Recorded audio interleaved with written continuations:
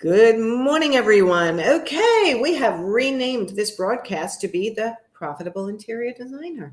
And I love it because we talk about topics all related to being profitable, not just being a hobby designer, which is fine if that's what you want to be, but we coach people who want to up a business of interior design and have businesses as interior designers and are not making enough money and don't have the confidence to modify their business in order to get it working for them, not against them, right?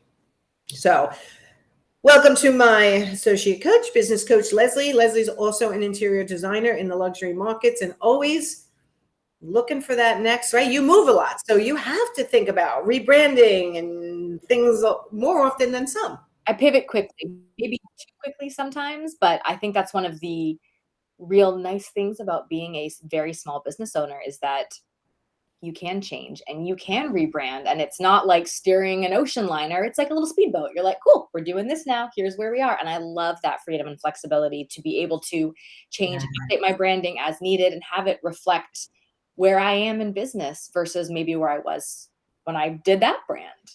Yes, and as you move forward in your career like an artist, I always say your business is a breathing, growing entity unto itself. And if you think you can only do a website once or do a branding once and be done and you're in business for 25 years, you're probably wrong. Some people can get away with it, but I don't know if I even would want to get away with it. I want to show people that I'm changing and my business is changing. And I would think you'd want to do the same thing as you develop more of what you want to do and what you don't want to do.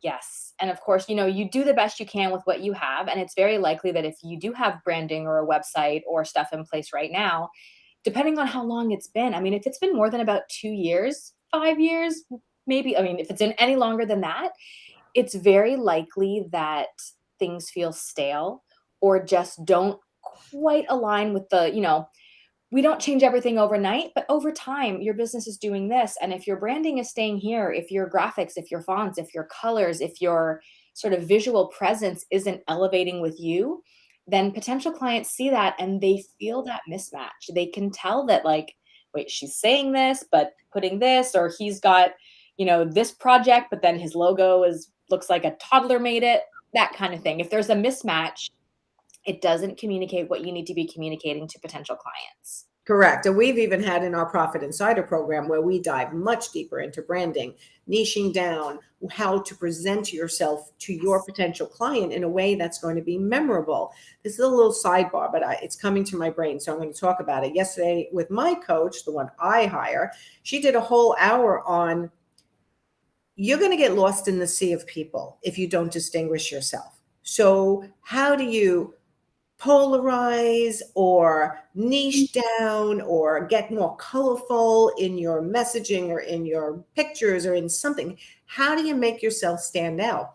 And in the sea of social media where most people are trying to market themselves, to stand out ain't easy. And it starts with your branding, what you want, how you want to come across to your potential client. So again, in the Profit Insider group coaching program, the Profit Insider Academy, we go deep dive into this and we have a ton of lessons about branding. Applications are open now. So if you're struggling, fill out the application and you'll get on my calendar to talk about whether you're a good candidate for this year-long program that will change your confidence, your profitability, your money mindset, marketing, sales, communication process, everything, right? Your entire business. Your entire business and your life along with it. When your business changes, your life changes. But with branding, it's not just about colors and pretty fonts. And like I rebranded, I guess 5 years ago, then I rebranded again a year ago, and now we're going through a soft rebranding again. Why? Because when I'm looking at my stuff, I think it doesn't quite reflect what I'm looking to reflect at this stage in my career and what I offer people, right? And you're dealing with the same thing.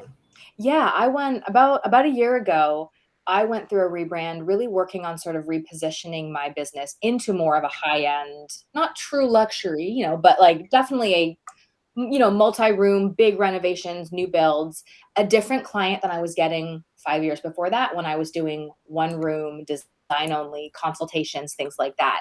Yes. And for me, the changes weren't huge.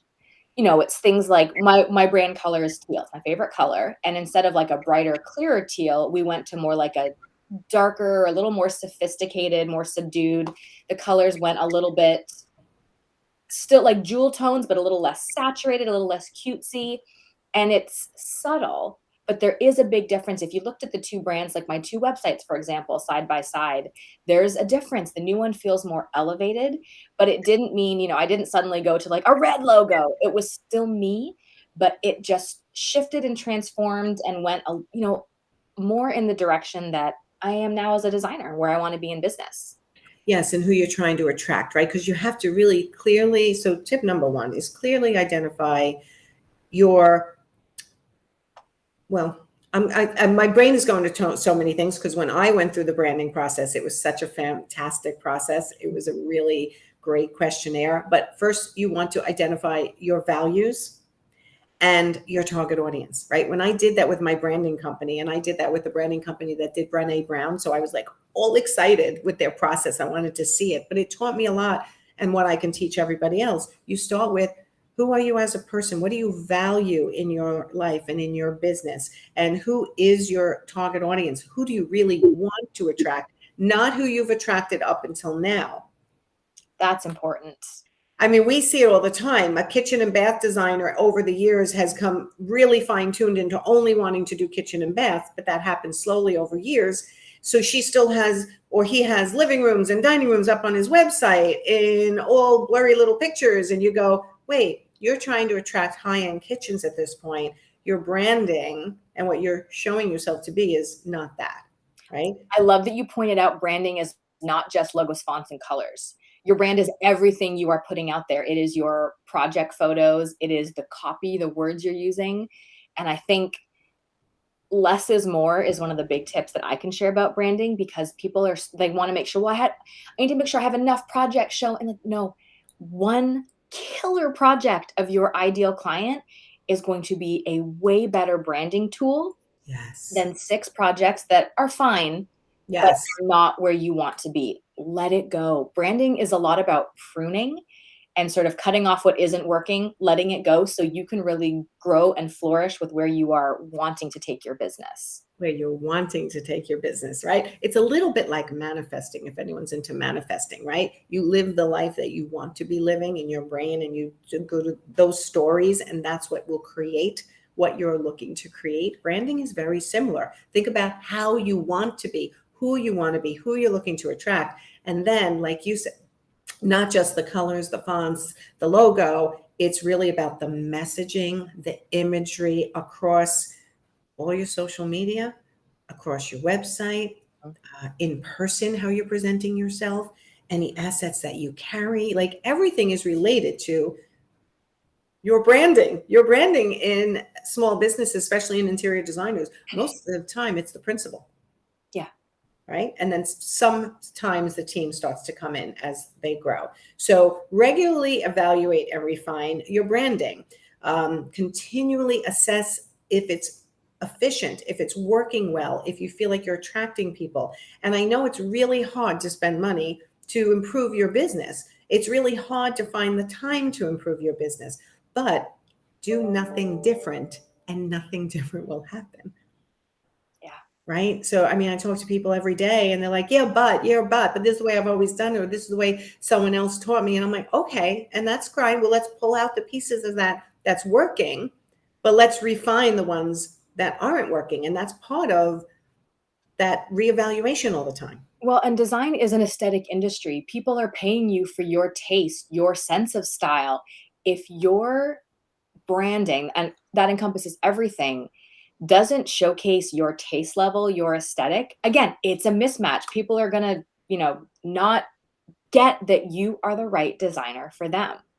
Correct. It's just it's more complicated than people think, but yet it's simpler than people make it, right? So let me just read right from our list to make sure I don't forget anything, because I hate when I forget things. So define your brand identity.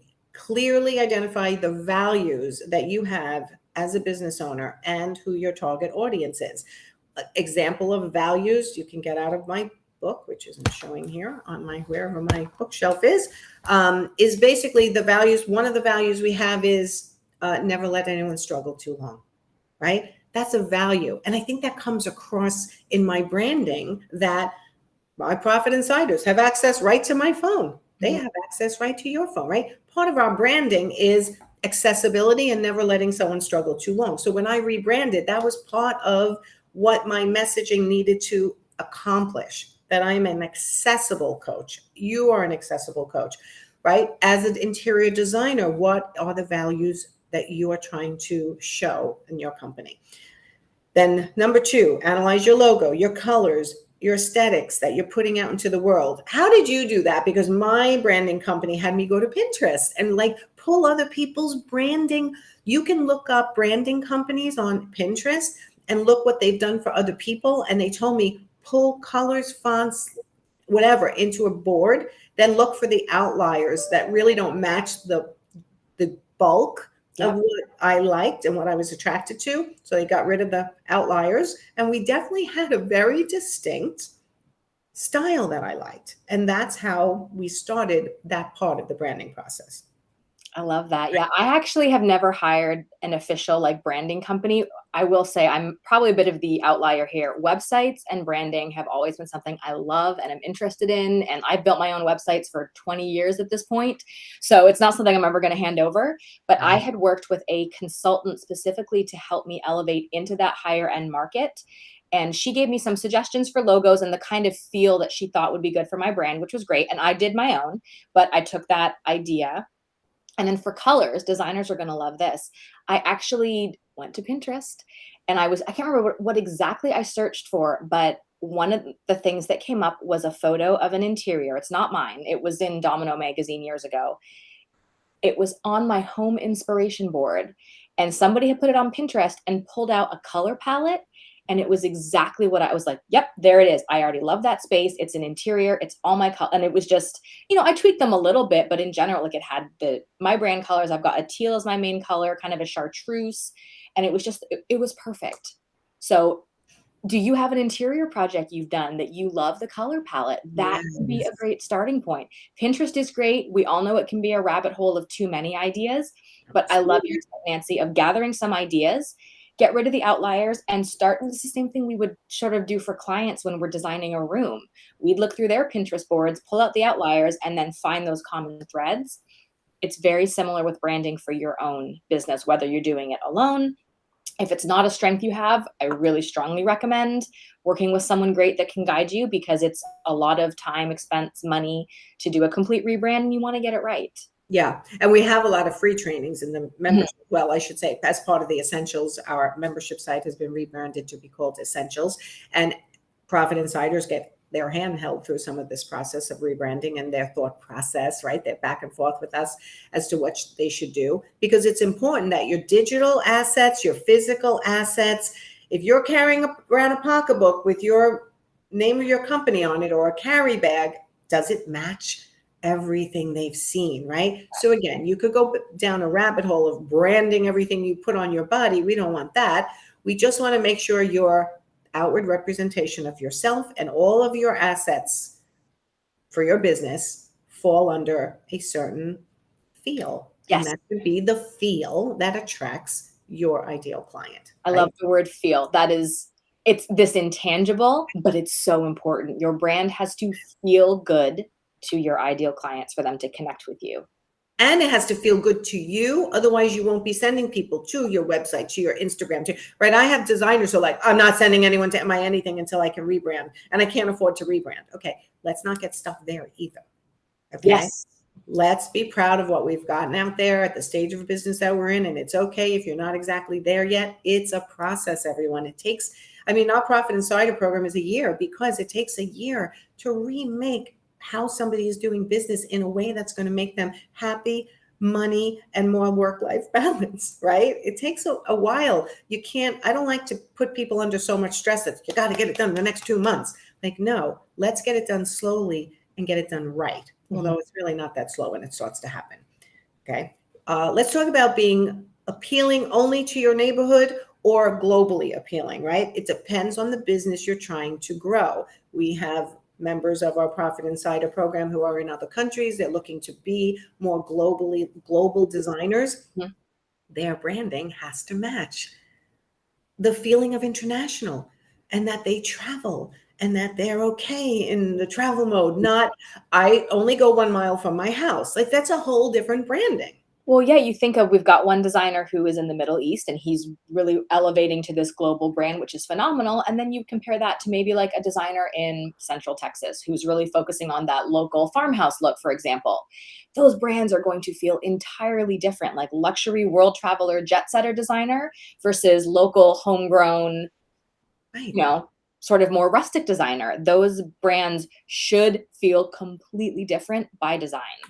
They should. And that's where people get confused sometimes. Well, I'm not quite there yet, but that's where I want to go. Okay. So you may rebrand this year, and you may rebrand again 2 years from now. And grow as you're changing your business and changing your direction. So yeah, you want to ask yourself, am I being globally appealing, or am I being locally appealing? If you're being locally appealing, then maybe when you do your branding photos, you're going on the streets locally and you're showing things that people would recognize, as opposed to more general sites that would more talk international. Like, it really matters, everyone. So pay attention. And when I say it really matters, it does not mean you're supposed to go, oh my God, my branding's all off. What am I going to do?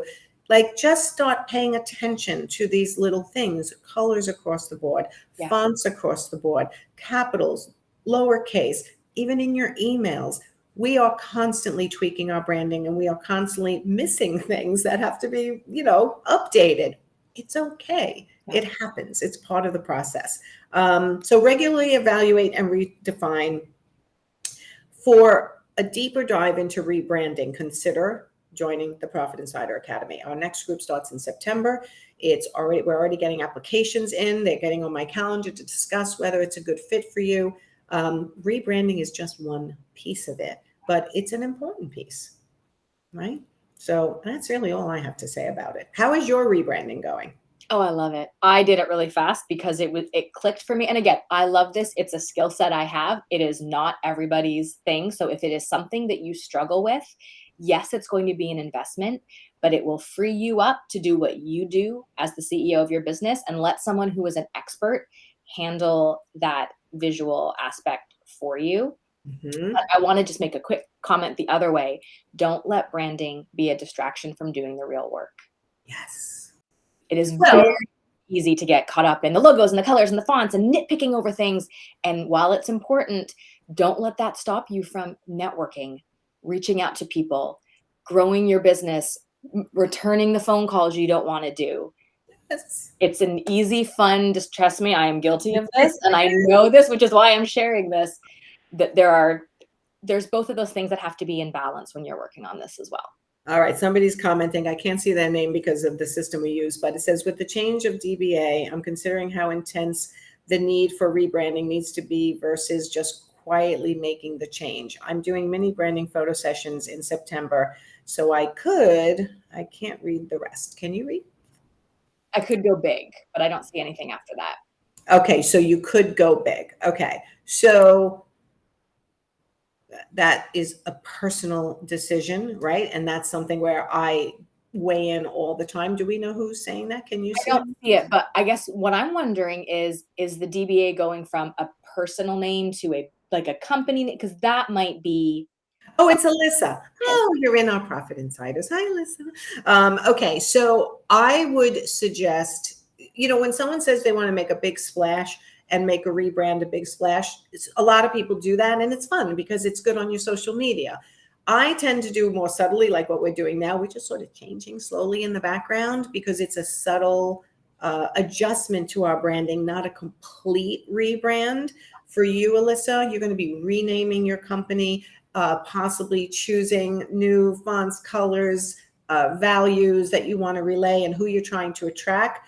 I think you can do a subtle over the next couple of months, but then do a big announcement. Hey, have you been watching? We have a complete rebrand. Come see my new website, or come see the new things that we have. That's how I would do it.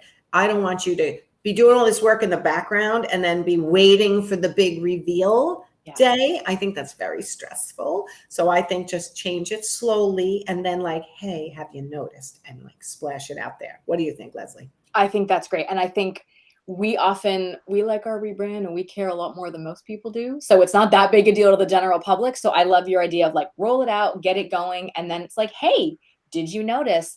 Check out what we've done. Here's why. Here's what we're doing now. Give us a call. We'd love to help you. And Because I'll tell you'll get you, people who love that brand going, cool. Yes, I love what she's doing now. This is amazing.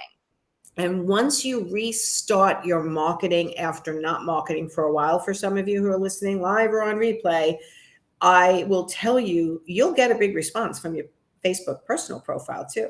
Yes. Like I saw one of my past Profit Insiders, I think it was 2 days ago. I saw she put up something on her personal profile on her Facebook, like, hey, check it out, my new website, she got like 200 comments. Her previous personal crap didn't get much, but that got a ton. And then I started reading the comments and I'm like, one after the other was, congratulations and all, it's beautiful, this and that. And like, I've been wanting to call you. Hey, I would not recommend anyone but you because you were the best designer ever. So she was getting built-in testimonials. She reignited old people that were on her friends list. And I love when people go, I don't let my clients on my friends, my personal. I'm like, why? Like, and again, it's personal. Everyone's different. But for me, from the beginning, put your clients on your personal Facebook profile. Also, part of your branding can be extended by showing who you are as a person, and people really like that too. So branding is not just about one thing.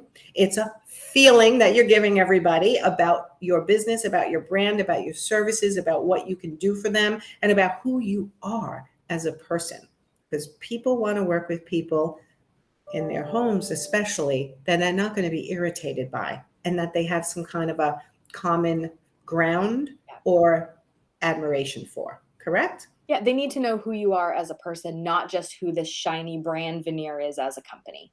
Correct. So, all right, everybody, that's our discussion on rebranding for maximum impact and client attraction.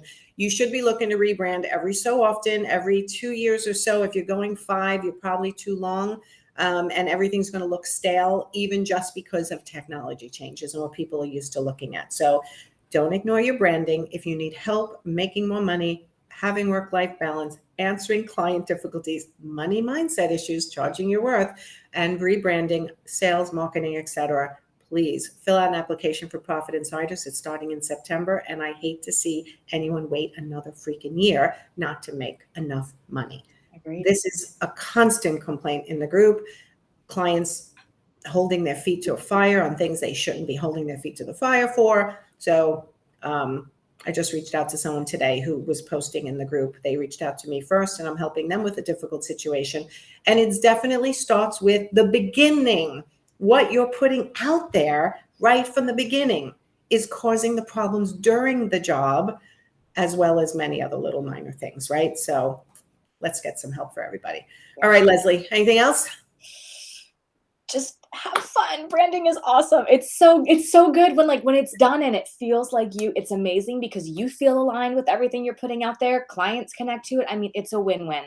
Rejuvenation for your business. It is. It's exciting and rejuvenating. And sometimes it can just be that little kick, that little push to get you re-energized, re-excited about what you're doing. And feeling excited to put it out there and share it. Right? Sometimes people's branding is not great, so they're just hiding. I don't know why I'm not making money because I'm hiding.